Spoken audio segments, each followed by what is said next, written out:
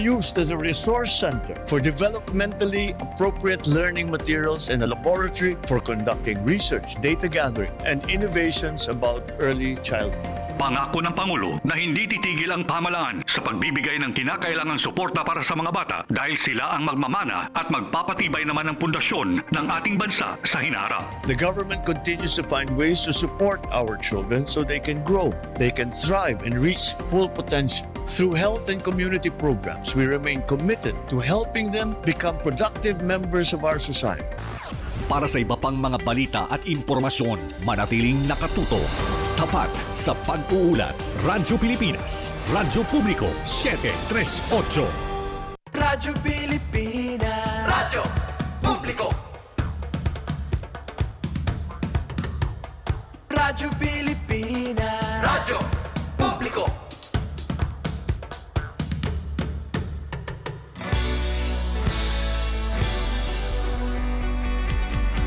Mahalagang mga balita, napapanahong impormasyon. Kami ang inyong gabay pag may bagyo at sakuna. Serbisyo ng gobyerno kapag may nangangailangan. Mga proyekto ng Pangulo, damang-dama ang pagmamahal niya. Tulay ng mga hinaing, ang problema ng bayan ating lulutasin. Tulay sa himpapawid, tulay ng pagbabago. Radyo Pilipinas, Radyo Publiko ng bagong Pilipinas. Radyo Publiko, Radyo Pilipinas, Radyo Publiko ng bagong Pilipino. Mga proyekto ng Pangulo, damang-dama ang pagmamahal niya. Radyo Pilipinas, Radyo Publiko, ang boses ng Pangulo.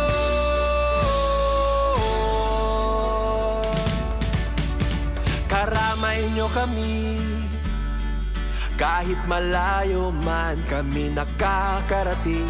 OFW magsasaka, buhay ay iba't iba, san mang lugar ng bansa natin. Tulay ng mga hinaing, ang problema ng bayan ating lulutasin. Tulay sa himpapawid, tulay ng pagbabago. Radyo Pilipinas, Radyo Publiko ng bagong Pilipinas. Radyo Publiko, Radyo Pilipinas, Radyo Publiko ng bagong Pilipino. Mga proyekto ng Pangulo, damang-dama ang pagmamahal niya. Radyo Pilipinas, Radyo Publiko, ang boses ng Pangulo. Radyo Publiko, Radyo Pilipinas, Radyo Publiko, Radyo Pilipinas. Ito ang Presidential Broadcast Service. Radyo Pilipinas, Radyo Publiko ng bagong Pilipinas para sa bagong Pilipino. Naghahatid ng mahahalagang balita at impormasyon na guugnay ng pamahalaan sa sambayanan. Tulay sa himpapawid ng serbisyo publiko. Radyo Pilipinas, Radyo Publiko, ang boses ng Pangulo. Sa Mega Manila, 738. Radyo Pilipinas, Radyo Publiko. Ang oras, 35 minuto makalipas ang alas 7. Ang mga latest, ang mga trending, ano na ba ang mga happenings? Usap-usapan, usap-usapan, siksik sa kwentuhang magaan at masiglang talakayan ng mga paksang siguradong inyong kawiwilihan. Bawat usapin, makabuluhan. Kaya people of all ages, kasali kayo sa Usap-usapan. Kasama si Ven Blones sa Radyo Pilipinas 738 AM at Radyo Pilipinas World Service.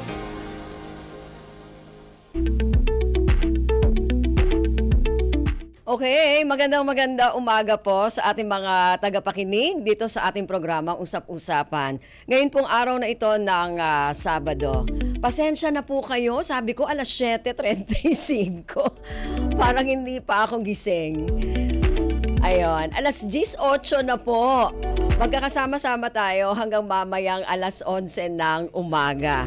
Dito pa rin po sa ating programa na napapakinggan po sa ating himpilan sa Radyo Pilipinas 1, 738 kHz sa inyong mga radyo sa AM band.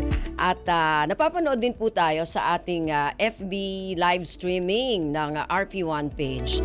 Siyempre, napapakinggan din po tayo sa digital platform ng Presidential Broadcast Service, ang Radyo Pilipinas World Service. Ako po si Ven Blones. Samahan niyo po ako sa kabuuan ng ating programa ngayong araw na ito. At sabi nga natin dahil papalapit na o malapit na actually next week na po no, yung Semana Santa o yung Holy Week. At sa mga panahong ito, karaniwan po ay nagkakaroon tayo ng pagninilay o yung pagmumuni-muni at pangingilin sa mga panahong ito. At sa ating ginagawang mga reflection o pagmumuni-muni ay isa ang pakikinig, di ba, sa mga musika, sa mga awitin na pwedeng magpatibay din no, sa ating pananampalataya. Kaya sa mga panahon nga na ito, di ba, sa mga Catholic Church din, merong pasyon no, na ginagawa para ikwento sa pamamagitan ng pag-awit yung mula sa paghihirap at hanggang sa muling pagkabuhay na ating tagapagligtas na si Hesukristo. Kaya ngayong umaga po ay medyo pag-uusapan natin ng konti itong tungkol sa mga awit at mismong gumawa ng mga awit na ito na maaring magbigay po ng bagong pananaw sa ating pananampalataya ngayong panahon na ito ng Kwaresma. Kaya ngayong umaga, ipapakilala natin ang ating mga panauhin ngayon, syempre, ang singer, songwriter at musician mula sa CBN Asia Incorporated, Reverb Worship. Nandito sa ating studio ngayon, siya po isang voice teacher, may certificate in music, major in voice mula sa UP Diliman, integrated music, major in voice sa Yamaha School of Music, songwriter, singer-songwriter, musician, new generation artist po ng gospel music ministry ang Papuri na isa sa ating mga paborito. Actually, sila nga yung mga nag-umpisa no, ng mga original Filipino Christian music sa ating bansa. Isang artist nga mula sa CBN Asia's music arm, ang Reverb Worship PH at nagsisilbi na vocalist para sa emerging fusion ng pop jazz rock band. Ano yun? 7. Ayun.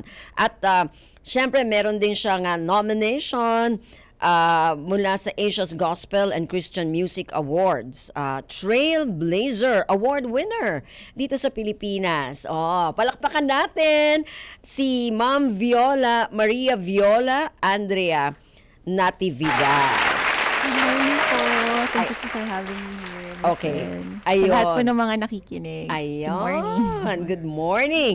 Okay. So, bago natin pakinggan yung mga music, no, yung mga musika na inawit mo o yung iba, meron ka bang sariling composition, Yes Miss po, Viola? Okay. meron po. So, mamaya yan yung papakinggan natin, Opo. ano? Yes At po. ito ay nandoon sa CBN Asia Yes Reverb. po, sila Okay, po ang worship. nag-produce. Okay. So, sige, so umpisahan na natin kasi maya-maya meron tayong ilang mga paalala, no? So, paano ka nagsimula dito sa pagiging singer-songwriter, musician mo, Ma'am Viola? At saka, ano yung nag-inspire sa'yo? Kasi, di ba, parang more on Christian songs. Okay. Opo. Sa singing po, nag-start po ako 5 or 6 years old. So, laking church din po ako.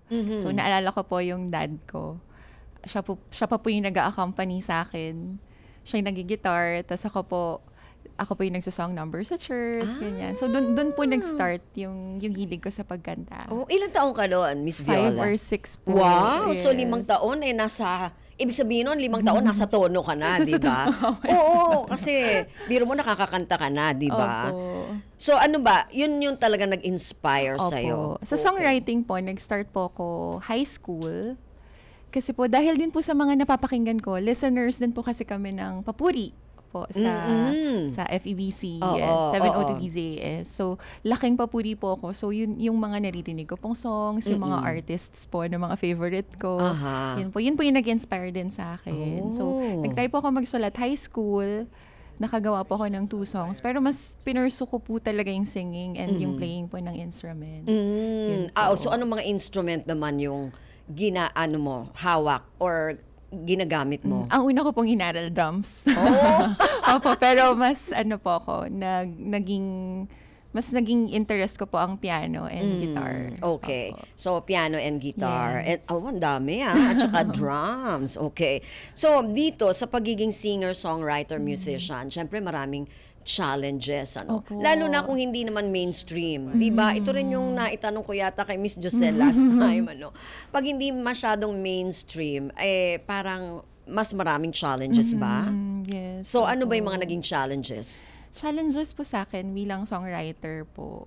May mga moments po kasi na minsan ang hirap po maghanap ng inspiration or minsan po sobrang nagiging perfectionist po ako. So hindi ko po matapos kasi parang mas nagiging concern ako baka pumangit or baka mag-comment yung ibang tao na hindi naman maganda. So ganun po yung laban ko po sa sarili ko, anxiety, yung ganyan. So yung pressure ko sa sarili ko. Pero marami rin pong nag-help sa akin, nag-encourage na just be yourself. Gawin mo lang kung ano yung nasa heart mo, express mo lang. So yun po, nung medyo hindi na po ako masyadong naging hard sa sarili ko. Doon na po ako nag-start maka-finish na ng mga songs. Okay. So, yun. Okay. So, sige. Naku, mamaya, bukod doon, paano mo tinanggap yung mga challenges na yan? Bukod doon sa mga encouragement, ano pa ba yung mga naging iba pang dahilan, no? Pagbalik natin, yan ang pag-uusapan natin. Samantala, meron muna tayo ilang mga paalala. Kakulangan sa pagpapaaral. Isang aral na hindi na dapat maranasan ng sinuman. So ngayon, there are almost 800,000 young Filipinos in both public and private universities who are receiving the tertiary education subsidy and the Tulong Dunong program. Ito ay dagdag na ayuda between 15,000 and 20,000 per school year for the day-to-day expenses of our students, pamasahe, pagkain, libro, etc. Libreng edukasyon ang aksyon ng CHED. So meron tayong targets yan every year, tumataas. At sinisigurado natin na yung pondo ay tuloy-tuloy ding tataas. Na ang tanging kapalit lang ay ang dedikasyong makatapos sa pag-aaral. Tulong Dunong, hatid ng Commission on Higher Education. Magtatayo ngayong taon si Pangulong Ferdinand R. Marcos Jr. at ang DOTR ng ferry system sa kahabaan ng Manila Bay, Pasig River, Laguna Lake at ito ay tatawaging Mapalya Ferry. Ang Mapalya Ferry ay kagaya ng nasa Bangkok at New York. We will continue to invest and improve on our transportation systems as well as to pursue more projects in the years to come so that Filipinos can gain greater access to places of work, commerce, recreation, and other vital areas. Sa bagong Pilipinas, may kalidad ang serbisyo ng transportasyon. Alam nyo ba na nakapagtala tayo ng higit 4.8 million tourist arrivals noong 2023? At ang kita natin mula sa turismo ay umabot mahigit 300 bilyong piso. At upang lalo pang mapalakas ang hotel industry sa Pilipinas, inilunsad ni Pangulong Ferdinand R. Marcos Jr. at ng DOT ang Hotel Industry Strategic Action Plan. They say that each brand has a story. As for the Filipino brand, ours is deeply rooted in our rich cultural heritage, and the tourism sector plays an invaluable role in the promotion of the Filipino brand. Ngayon, umabot na sa 5.9 million ang bilang ng dumating na turista sa bansa. Kaya naman nakalikha ng 6.21 million na trabaho ang turismo para sa mga Pilipino. Sa pamagitan ng Hotel Industry Strategic Action Plan, isa na namang bagong Pilipinas, Marcos Legacy. Binuhay muli ni Pangulong Ferdinand R. Marcos Jr. at ng DOT ang turismo sa Intramuros sa pamagitan ng pagtatatag ng isang cultural heritage hub, ang Intramuros Tourist Center. Ang state-of-the-art facility na ito ay bukas araw-araw. They say that each brand has a story. As for the Filipino brand, ours is deeply rooted in our rich cultural heritage, and the tourism sector plays an invaluable role in in the promotion of the Filipino brand. Kulturang buhay at kwento ng inspirasyon sa bagong Pilipinas ni Pangulong Ferdinand R. Marcos Jr.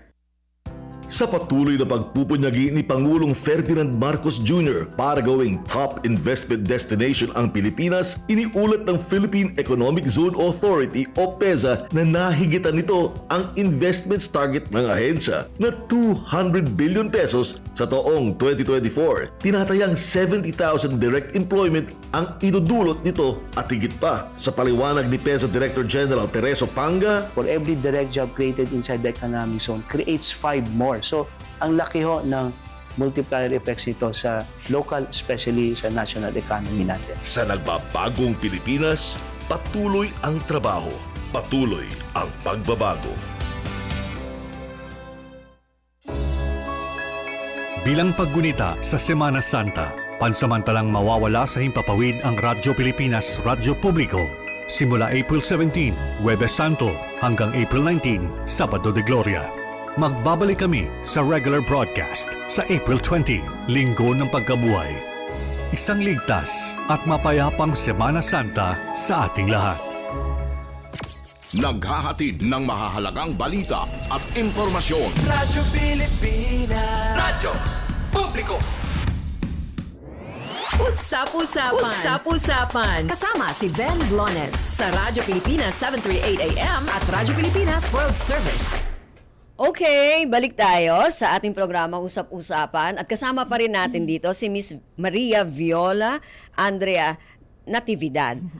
Ano bang gusto mong tawag ko sa'yo, Miss Viola? Viola Natividad na lang. Ayun, Miss Viola Natividad. Okay.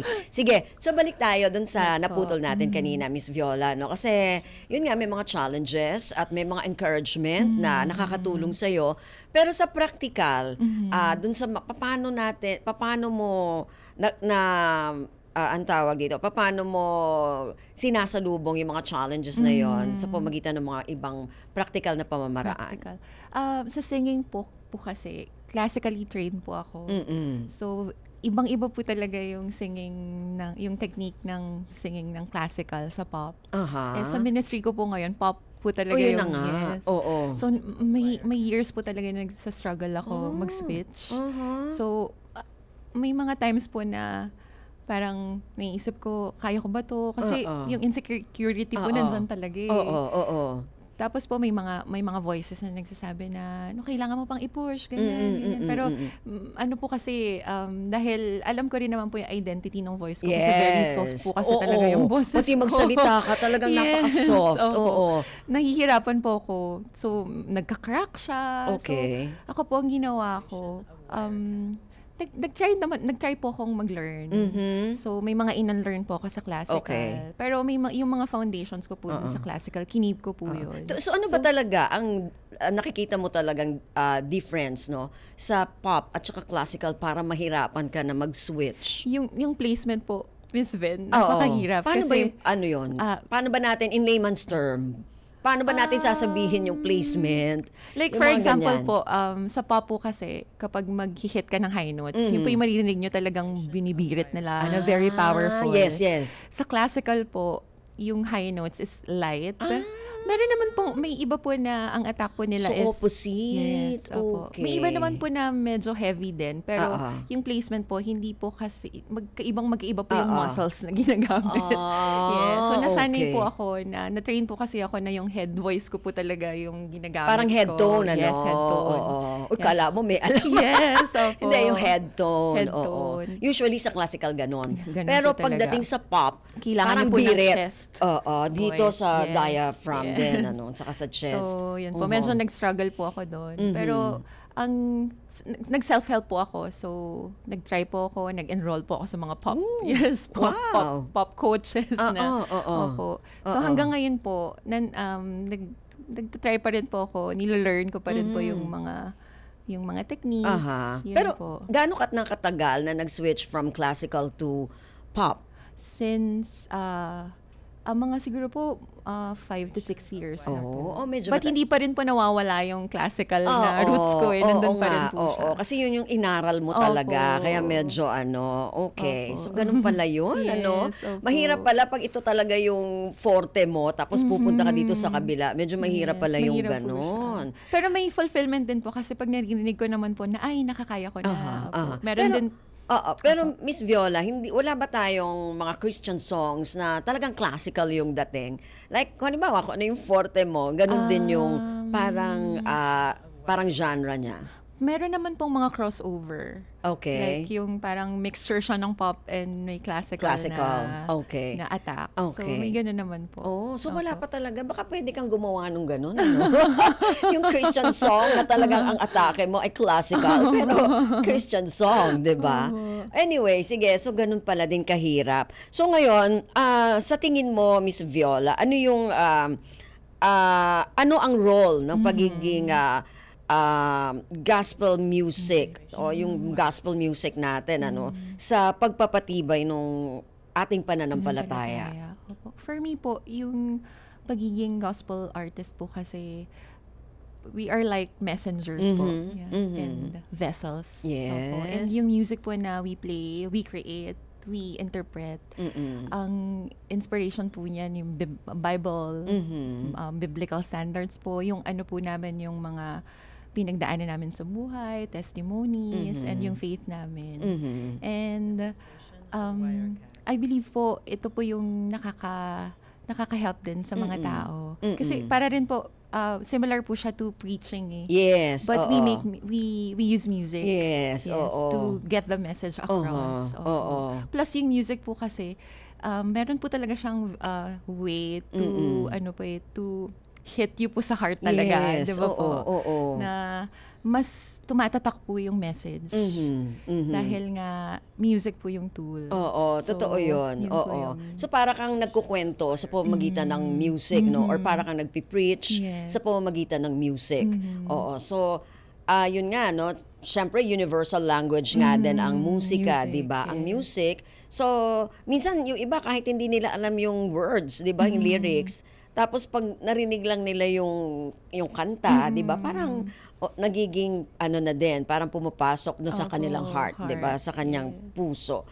'Yon. So pero meron ka na ba na mga may nag-approach na ba sa'yo o may mga kaibigan ka na nadinig yung gospel song at from there ay parang nabago yung pananaw niya? Yes po. Talaga? Yes po. Okay. So, paano? Ano yung sinabi nila? May mga friends po kasi ako na po sila. Hindi po sila masyadong nako-convince dun sa parang preaching style. Okay. Yes. Pero dahil po may mga songs sila na nakarelate sila dun sa, like po may mga songs kasi na based po dun sa testimony or yung mga experiences sa life. Tapos nakarelate sila. Yun nga. So nabigyan sila ng hope na ako rin pala, pwedeng magbago yung buhay ko. Yun po. At doon nagsimula. Doon na po nag-start. Yung kanilang relationship. Ayun. So nag-seek na sila, nag-start na silang mag-ask ano bang kailangan kong gawin para ma-experience ko rin yung na-experience niya. So, yun po. Pero, Miss Viola, yung nag-ano ka na ba, nakuha rin ng mga concert, kahit mini-concert, na puro talaga gospel songs? Yes po. Pero hindi po solo, kasi po part po kayo ng Papuri Music Ministry. Talaga? So, doon po. So, may mga tours po, may mga ministries po na pumupunta po kami sa ibang mga churches, or may mga concerts din po sa mga provinces. Kumusta naman yung feedback pagka ganon? Yung mga audience, mga ganon. So, kumusta naman? Napakasaya po nila na marinig yung mga papuri songs po na naririnig lang nila over the radio. Ano ba yung mga papuri songs? Kasi, nung mga alam ko yung papuri songs, bata pa ako, nagsimula na yung mga papuri songs na yan. So, ano yung mga nakita mo na sa tingin mo dito sa mga papuri songs na to na talagang nakakadiretso sa puso ng isang tao para talagang magkaroon ng pananampalataya? Sa akin po, isa po sa mga paborito ko yung yung obra po ni Maestro Arnel de Pano, Dakilang Katapatan. Ay, oo. Yan po talaga yung pero yung matagal na yun, Opo. Matagal na yung Dakilang Katapatan na yun. Pero nagkamalay na po ako na lagi ko naririnig siya. Tapos habang tumatanda po ako sa mga pinagdadaanan ko sa buhay ko, pag napapareflect po ko dun sa song, kung ano, talagang napakadakina ng katapatan ng Panginoon. Excuse me po, sa buhay ko. Kasi kahit ang dami ko pong pagkakamali sa life, ayun po, dami kong pinagdaanan. Pinakita pa rin po ng Lord yung faithfulness niya sa life ko. So, actually, yung Dakilang Katapatan, isa din yan sa mga favorites ko, no? Yes. Na sa mga Filipino Christian songs na narinig ko. Na hanggang ngayon, di ba, na parang hindi naluluma kasi yung kanyang message, di ba? So, mamaya, bibigyan tayo ng sample, di ba, ni Miss Viola dito. Dakilang Katapatan, yung ating isa sa mga request. Oo, kahit a cappella. So, sa mga mo na yan, yung mga composition mo, yung mga kanta mo, sa tingin mo, ano ba yung itutulong naman ito para ma-promote naman natin yung Filipino music o music industry talaga sa Pilipinas? Sa akin naman po, like po yung sinabi ko kanina, yung music po kasi may special, napaka-special ng music na nakakapag-spread po kasi siya ng, ng positivity, ng inspiration. Yes, oo. Kaya po maraming tao yung nai-inspire to create. Yes po. Minsan nga po, Miss Ben, may mga tao na hindi nila alam na they have potential, they have talent po sa music. Pero may narinig lang silang isang song na nakapag-inspire sila. And then na-realize nila, ay, kaya ko palang gawin to. Yun po. So yung mga, hindi lang naman po yung sa music ko, but madami pa pong inspirational songs siya na nakakapag-motivate sa mga artists to jump in. Para po mag-expand yung music scene. Ayun. So, ito po yung... Yan, oo. So, sige. So, mamaya, pagbalik natin, bibigyan tayo ng sample muna ni Ma'am Viola dito, yung isa sa mga papuri songs, no? Yung Dakilang Katapatan. Yung kahit a cappella na to, sabi niya, okay lang. Sige, mapapakinggan po natin yan sa pagbabalik na ating programang Usap-Usapan. Ang Pilipinas, laging handa sa pagsaklolo kung usaping kalusugan ang pag-uusapan.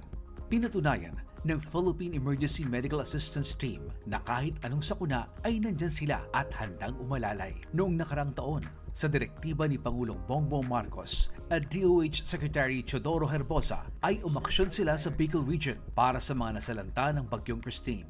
Ang DOH at PEMAT na kinikilala ng World Health Organization ay laging nakahandang sumaklolo sa loob man o labas ng bansa. Ang DOH at PEMAT na kinikilala ng World Health Organization ay laging nakahandang sumaklolo sa loob man o labas ng bansa dahil bawat buhay mahalaga.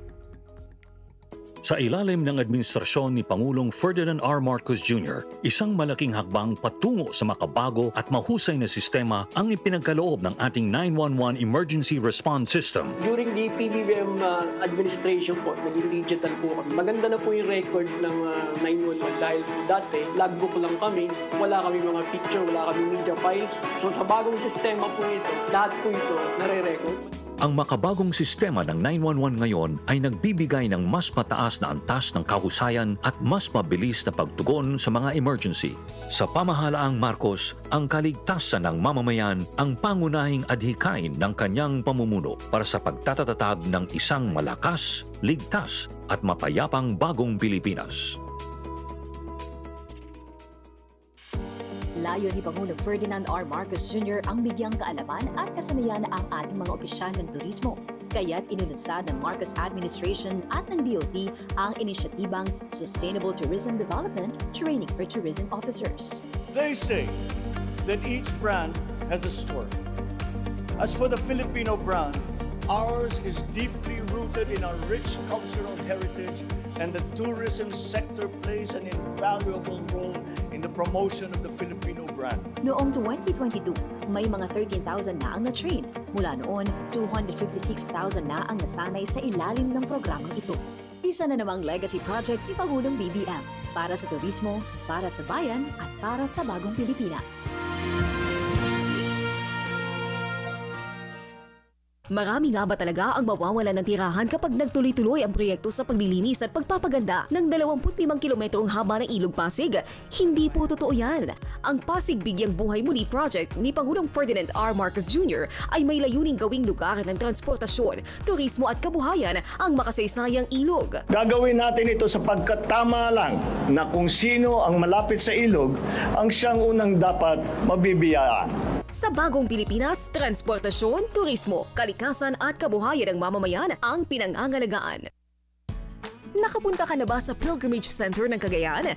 Halina't maranasan ang makulay na kasaysayan at mayamang kultura ng Piat. Sa Tourism Road Infrastructure Project ni Pangulong Ferdinand R. Marcos Jr., mas pinadali ang pagpunta sa lalawigan ng Piat, Cagayan dahil sa mas maayos at ligtas sa mga kalsada. To boost our tourism industry, we will first and foremost make basic developments such as road improvements for easier access to tourism spots. Ang Marcos administration ay naglaan ng 15 billion pesos noong nakaraang taon para sa pagpapagawa ng mga daan at tulay na konektado sa mga tourist destinations sa bansa. At yan ay dadagdagan pa ng 6.4 billion pesos ngayong 2025. Maraming mga Pilipino ang mabibigyan ng magandang kabuhayan dahil sa trip. Madali at ligtas na biyahe para sa mga turista. Magandang kabuhayan para sa mga lokal na mamamayan sa bagong Pilipinas.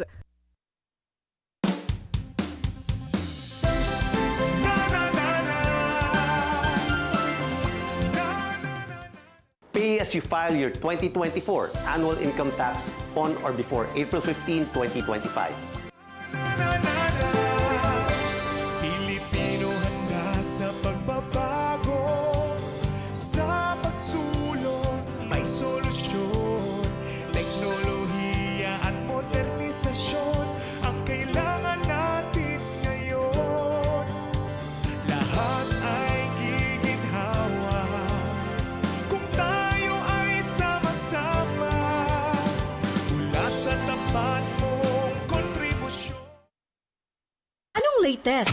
Usap-usapan. Usap-usapan. Dito sa Radyo Pilipinas 738 AM at Radyo Pilipinas World Service.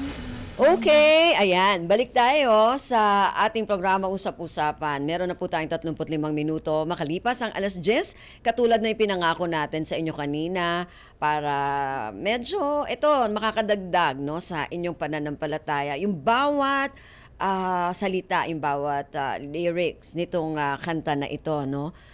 Mula sa sino ba si Arnel Depano ang nag-compose nitong music na ito at isa sa mga paborito ni Miss Viola at gusto niya rin itong iparating doon sa ating mga tagapakinig kung bakit niya ito naging paborito at bakit nagkaroon ito ng malaking bahagi no sa kanyang pananampalataya din. So, ayan kahit a cappella, pagbibigyan tayo ni Miss Viola Natividad at aawitin niya sa atin ang Dakilang Katapatan. Pwede ba nating lakasan ng konti yung microphone ni Wala na ako itataas dito eh.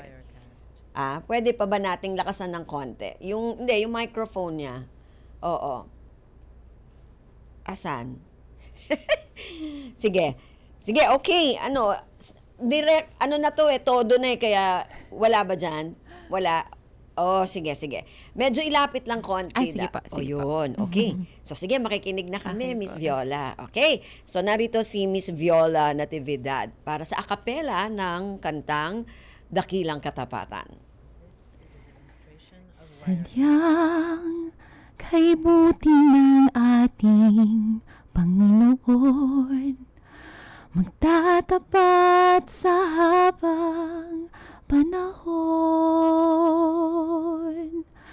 maging sa kabila ng ating pagkukulang, biyaya niya'y patuloy na laan.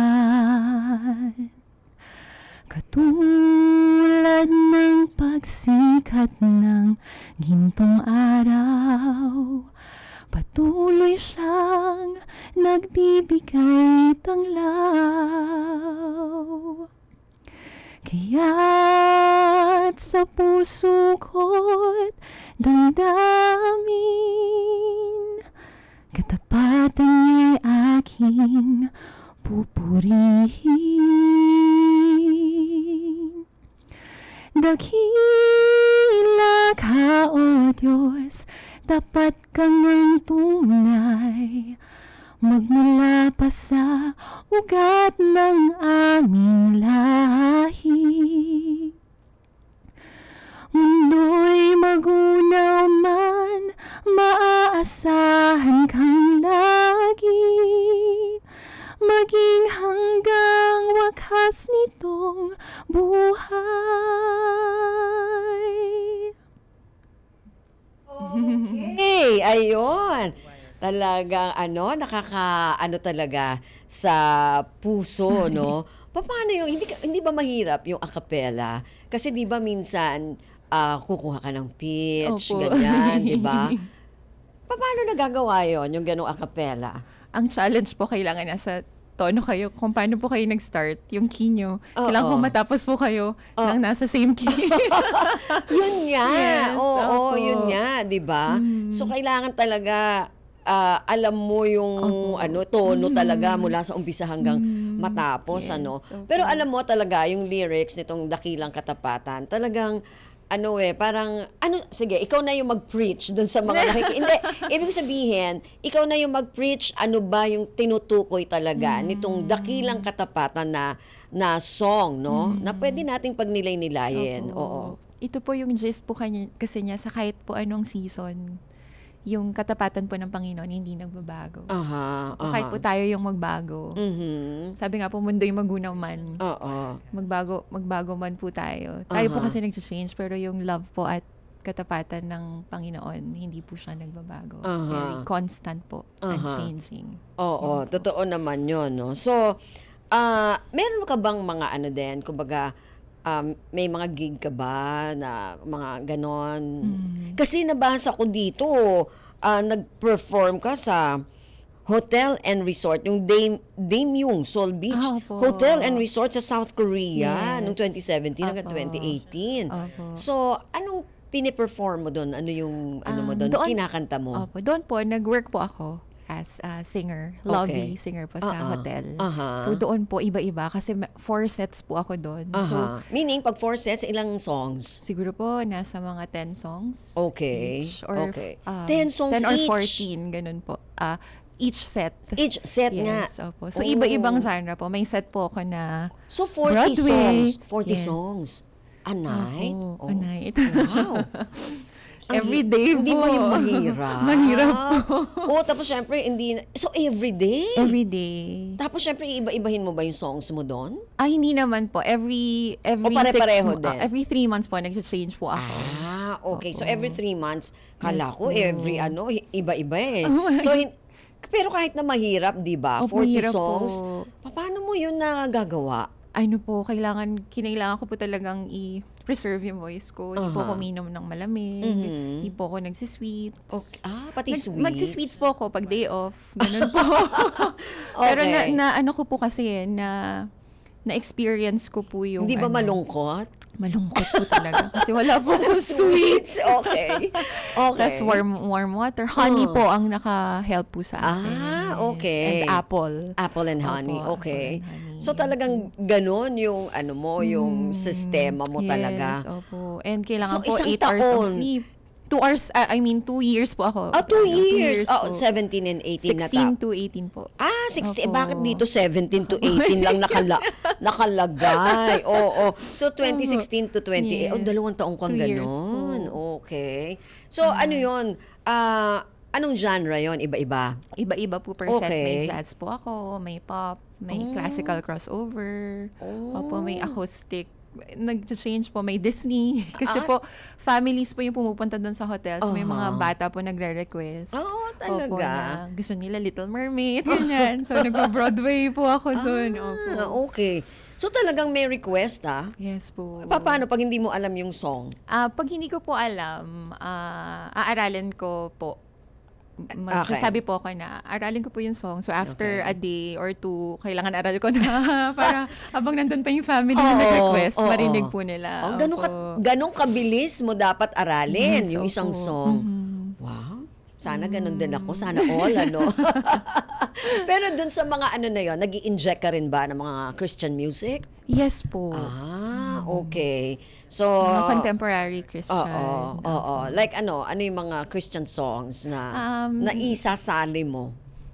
Yung Lead Me Lord po. Maganda rin yun. Ni Maestro Arnel Defano din po. Yes. Kasi meron din po mga Filipinos po na guest ng hotel. So, request din po siya. Okay. And You Raise Me Up. Okay. Josh Groban. Inspirational songs. Mahirap din pala talaga. Kala ko pagka parang singer ka sa mga hotel lobby, kala ko paano-ano ka lang ng kahit ano. So, inaaral din pala yung mga ganon. Anyway, Miss Viola, itong reverb music, siguro pwede mo kaming bigyan ng idea. Ano ba itong reverb worship na ito ng CBN Asia? Reverb worship po is the music arm of CBN Asia. Yes. And yung mga songs po nila, ang goal po is really to inspire. Okay. And to share the love of God to everyone. Okay. So yun talagang nila, focus. Yes. Okay. So paano bang makasali dyan sa reverb worship? Pwede bang, kunwari, kung may mga nakikinig sa atin at gusto nila na sumali dahil mga composer din sila, may mga composition sila. So, paano nila ipaparating sa reverb?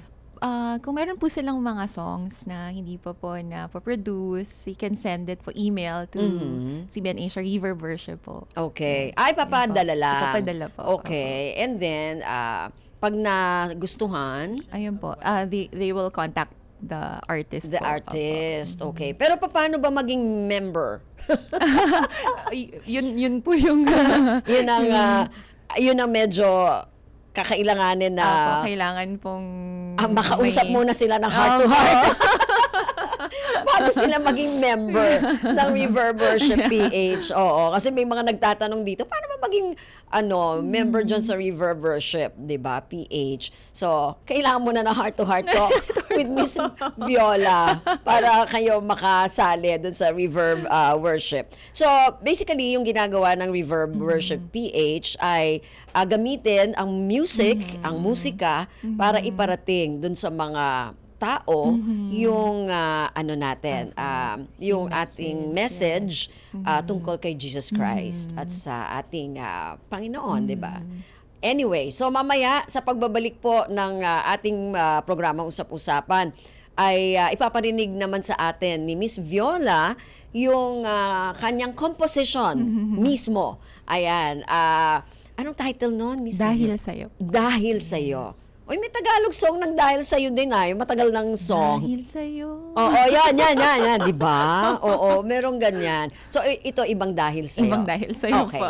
So, yan, maririnig po natin yan sa pagbabalik po na ating programa Usap-Usapan. Ano ang malawakang digitalization na isinusulong ni Pangulong Ferdinand R. Marcos Jr.? Bakit ito mahalaga? Digitalization will support the government's data-driven and science-based planning and decision-making. It is the greatest, most powerful tool, not just to improve the ease of doing business, but also against many forms of graft and corruption. Ang Phase 4 Pilot 6 ay magpapatuloy sa mga lugar mula Central Visayas hanggang Bar. Hangad ni Pangulong Ferdinand R. Marcos Jr. ang lipunang moderno, malikhain at kaya makipagsabayan sa mabilis na pagbabago ng teknolohiya. At dahil sa digitalization, mas magiging transparent at customer-focused ang ating government services. Tuloy ang paglalakbay tungo sa bayang digital sa isang bagong Pilipinas na makatao, makabago at progresibo.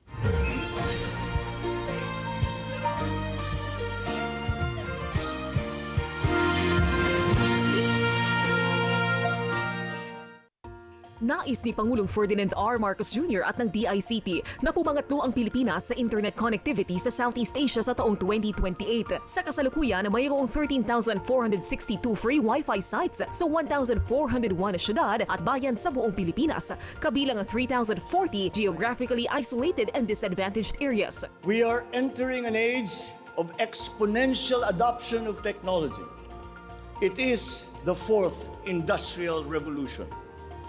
This will be characterized by the infusion of technology into almost every facet of our lives. Tuloy ang paglalakbay tungo sa bayang digital sa isang bagong Pilipinas na makatao, makabago at Kalusugan ang pinakamahalagang yaman at ano pa man ang estado sa lipunan, bawat isa pangangalagaan, walang maiiwan dahil sa bagong Pilipinas, bawat buhay mahalaga. 11 months after his administration bilang kalihim at may mga instructions siyang binigay sa akin at ito ang pinaka-importanting gawin, ma-implementa yung Universal Healthcare Law or UHC, yung kalusugan ng lahat ng Pilipino.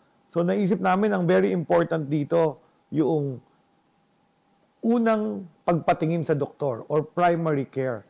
So very important na magawa natin ito para lahat ng Pilipino pag pumunta sila sa health facility, lalong-lalo na yung primary care, yung unang paggamutan ay may doktor, may gamit, may laboratorio at may access. So yan, dan tayo tumutok at tinawag naming Department of Health Modernization for Health Equity. Yung lahat, mahirap ka man o mayaman, pwede kang pumunta sa pasilidad ng pamahalaan na hindi ka tatanggihan at mabibigyan ka ng sapat na lunas para sa iyong nararamdaman. Hindi pagpapaganda lamang, kundi kapakinabangan ng ating mga kababayan ang ginagawang rehabilitasyon ng Ilog Pasig. Kaya mayroong mga commercial spaces, mga modernong amenities. Ang Pasig Bigyang Buhay Muli project ni Pangulong Ferdinand R. Marcos Jr. tatapusin ito sa loob ng 3 taon. Ito po ay para sa susunod ng mga henerasyon na harinawa ang proyektong ating maiiwan ay ehemplo ng ating sundan. Bagong buhay para sa Pasig River, bagong mukha ng pag-asa at pagunlad para sa bagong Pilipinas. Hindi lamang bahay kundi 1.7 milyong hanap buhay ang nililikha taon-taon ng 4PH o Pambansang Pabahay Pilipino Program ni Pangulong Ferdinand R. Marcos Jr. Bawat isang bahay na maibibigay ng programa, 80 industriya ang matutulungan. Sila ang mga naghahanap buhay at mga trabahador sa sektor ng konstruksyon hanggang sa mga supplier. At dahil nangunguna ang Pilipinas sa world risk gaya ng mga bagyo at lindol, hindi tinitipid. Imbes mas pinatatatag ang mga proyektong bahay. With a focused heart and the active collaboration of government, the private sector, and the people themselves, I'm confident that we will provide decent, affordable, and sustainable housing for our countrymen in the coming years. Sa bagong Pilipinas, ang bawat pabahay para sa Pilipino ay tahanan ng pag-asa, tahanan ng kinabukasan. Pinuri ni Pangulong Ferdinand R. Marcos Jr. ang Department of Trade and Industry para sa kanilang pagbubuo ng digital platform na Bagong Pilipinas Marketplace na may layuning mas maipakilala pa ang mga produktong Pilipino. It is an initiative set to become a robust business-to-business e-commerce platform that will highlight the products and services that are proudly Filipino. The platform will empower MSMEs by providing them a space where their products can be seen, recognized, and valued by a wider market. Hinikayat naman ng Pangulo ang lahat sa pagbibigay ng suporta sa ating mga MSMEs at patuloy na pagmalaki ang mga produktong Pinoy sa buong mundo. Let us continue to champion our homegrown products, elevate them to new heights, and embrace the brilliance of Filipino craftsmanship and ingenuity. Patuloy natin tangkilikin ang sariling atin. Palakasin pa natin ang industriyang Pilipino. Para sa iba pang mga balita at impormasyon, manatiling nakatuto. Tapat sa pag-uulat. Radyo Pilipinas, Radyo Publiko, 738. Usap-usapan. Usap-usapan. Kasama si Ben Blones sa Radyo Pilipinas 738 AM at Radyo Pilipinas World Service. Okay, ayan, eto na, ipinangako natin si Miss Viola Natividad. Yan. Kakantahin niya na yung kanyang sariling composition dito. So, ready na ba tayo dyan, Bea and Rolly? Okay na, sige. So, ito po, si Miss Viola Natividad sa kanyang sariling komposisyon, pinamagatang Dahil Sa'yo. Di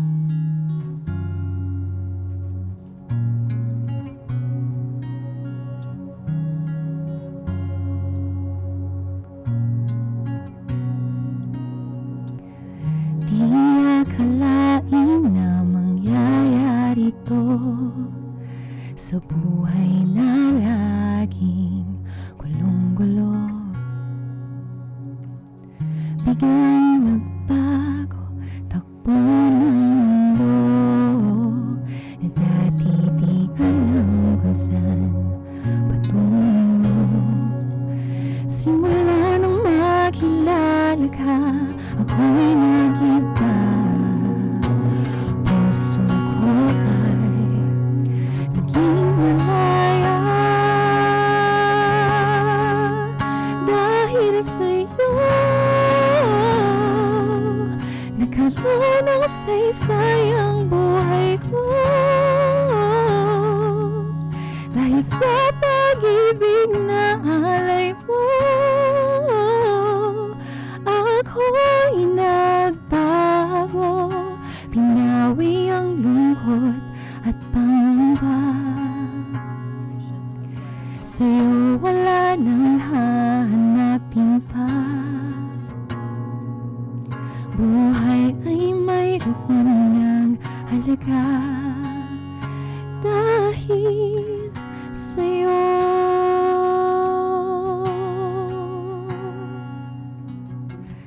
Di akalain na mangyayari to sa isip na laging litong-lito. Nasagot ng lahat mga katanungan ko, nagliwanag ang madilim mundo. Simula nang makilala ka, ako'y nag-iba. Sa'yo'y may katiyakan at pag-asa dahil sa'yo.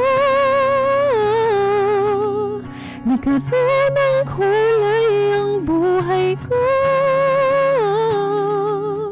dahil sa pag-ibig na alay mo. Ako'y nagbago, pinawi ang lungkot at pangamba.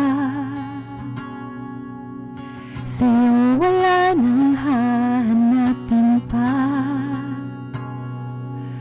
Buhay ay mayroon ng halaga dahil sa'yo.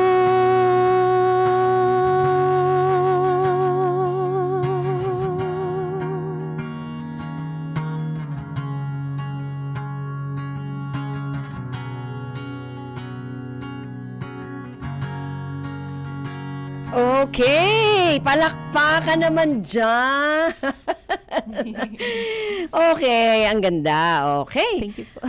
Okay, nako. Talagang pinakinggan ko mabuti. Anyway, naku, wala na tayong oras, Miss Viola. Meron kang gustong ipaabot dun sa mga nakikinig sa atin from CBN Asia? Meron kayong, tawag din? Holy Week special? Yes po. Okay. So, ito po, very grateful po ako kasi ito pong dahil sa'yo ay ma-feature. Yes, dun sa Holy Week special Holy Week na yan? special po ng CBN Asia, which is Tanikala. Tanikala. Opo. So, yung story po ng special po na ito is about a man named Wendell Tulibas. So, former drug addict po siya. Pero nakilala niya po si Lord sa Preso. So, yun po ang title.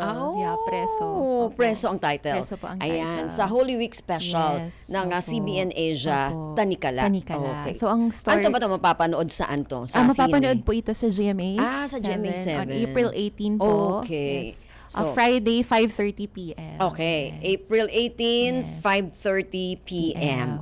Okay.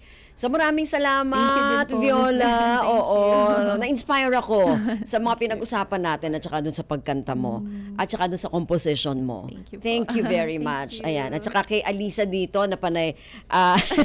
Thank you rin, Alisa Boado. Yan, digital media team pala siya ng CBN Asia.